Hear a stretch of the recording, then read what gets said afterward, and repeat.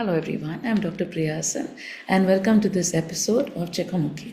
Now this month the big piece of news which we had in astronomy was the Artemis II mission, and that's what we're going to talk about. So the Artemis II mission, the flyby mission, it was launched on 1st of April, okay, that is this very month, from the Kennedy Space Center in Florida. And the crew was basically made up of 4 people: Reid Wiseman, Victor Glover, Christina Koch and Jeremy Hansen. So this actually lived up to the vision of NASA that for this trip they would be sending a woman and they would be sending someone of color.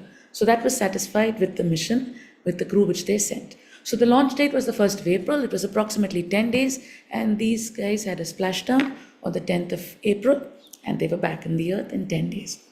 Now what we basically have is this is the basic vision of the Artemis program, which is basically to return humans to the moon, not just to visit, but to stay, right? So that is the basic plan, is to actually have, like we had the International Space Station, a presence in space. This would be a presence on the moon, where you'd actually have, some kind of something set up over there on the surface. Now, Artemis is actually the twin sister of Apollo. Apollo was the original moon mission which sent Neil Armstrong. And that's why it's been named after Apollo as Artemis. And like I mentioned earlier, it was the first woman as well as the first person of color to land them. Right? That was the purpose. So it's basically to establish a sustainable lunar base. Okay, that's the basic purpose, which would be the Artemis base station. Now, why do we need to focus on Artemis II? So Artemis I was actually launched, but it was not a crewed flight. The crucial thing in this whole game is about having a crewed flight. Sending crew into space is a very risky business. Any government or any space system which sends humans in space, has to ensure that these humans come back alive and safe, right? That's a very big responsibility. And therefore Artemis II was very crucial because unlike Artemis I, Artemis II actually had crew on flight. So it was on the Orion spacecraft, which was and this is after 1972. After that many years, you have a new launch of humans. So this is the crew of Artemis II. This is Reid Wiseman. This one is Victor Glover, Christina Koch, and Jeremy Hansen. So you can see all their names are put up on the logo of Artemis II. And Jeremy Hansen is actually from Canada. So in principle, he's the first Canadian astronaut to travel deep into space. That's him, Jeremy Hansen. So the mission is what you have. You basically have the launcher, which is the Space Launch System, which is the rocket which lifts off from Kennedy Space Center. The Orion, it circles the Earth twice to check systems. And then you actually have and with the crew, it actually, you can look at this. This is the approximate this thing. So you launch it. It actually does loops around the Earth. And then it actually shoots to the moon. Now, it's a very simple thing of conservation of momentum, which actually gets this thing to come here and actually come back. So the return mission is like a free flyby, right? So when you go here, you zoom and then you kind of gain momentum when it comes here. And with that, you actually come back to the Earth, right?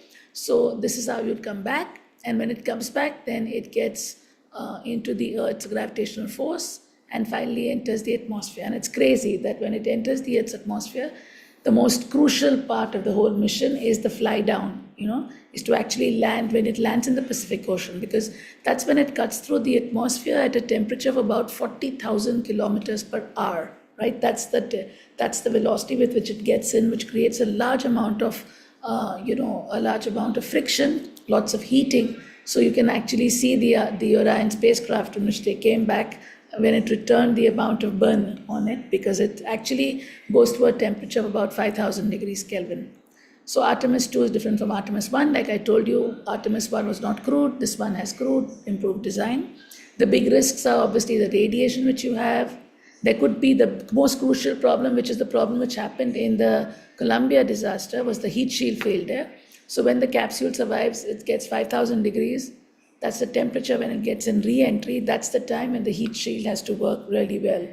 And no, obviously, second chance of oxygen or water fails, etc. Astronauts are highly trained, but they are made to sit in the small capsule for 10 days, which is obviously stressful. Though obviously when the astronauts returned, they said that that is what led to major bonding between them. And so therefore you see Artemis II paves the road for Orion to show that it's safe for humans. Artemis 3 will be the next one where they actually lands the astronaut. In this case, the astronauts did not land on the moon. They just looped around and came back. So they kind of flyby they had on the back side of the moon, far side of the moon, and then they came back. So when they were on the far side of the moon, the Earth covered the sun. So they actually saw an eclipse of the sun created because of their motion. So 3 will actually land astronauts in the moon. 4 will actually build the Gateway Lunar Space Station and base camp.